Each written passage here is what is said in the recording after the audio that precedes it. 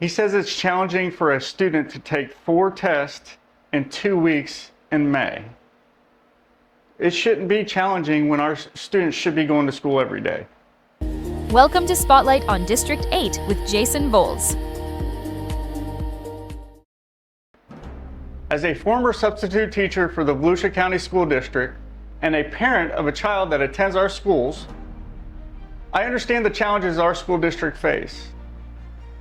Recently, I've noticed a lot of area schools beginning to get the A rating along with the school district. That brings to mind many questions. As I did my research, I came across the video from the Volusia County School Board. Let's take a look at this video and I'll share my thoughts. We've been getting a lot of questions lately about who actually counts for state testing. The state rule from the Florida Department of Education is that all students must be administered their end-of-year exams. This includes things such as PM3, progress monitoring, and our end-of-course assessments.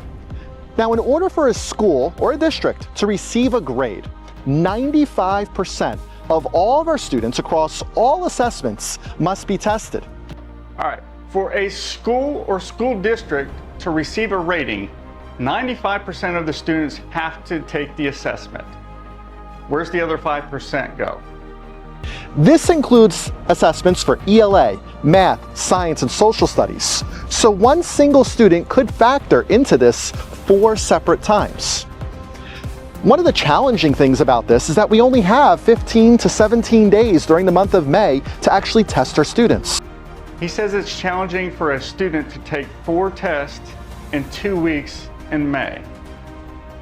It shouldn't be challenging when our students should be going to school every day. Which gets it very complicated, honestly, when you have 4 assessments that one student may have to take. In terms of the 95%, if we were to look at a specific subgroup, such as ELL, English Language Learners, some schools have very small populations. So that subgroup may only have 10 students in its population. Well, if a child goes on a cruise with mom and dad and is out for a week or 2, it becomes very complicated, or it would become very complicated, for a school to reach that 95% threshold. There's a lot to break down there.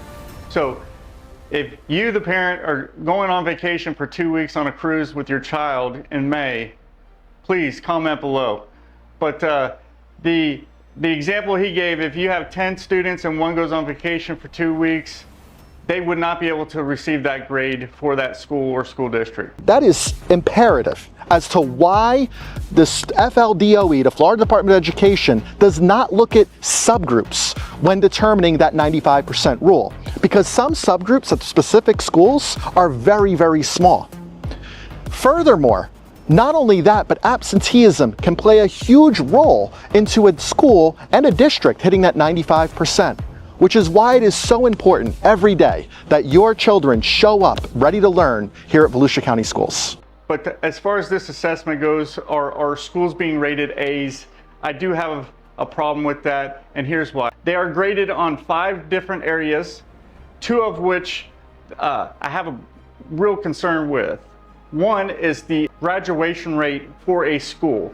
So for a high school to get an A, 63% of the students have to graduate within 4 years of attending high school.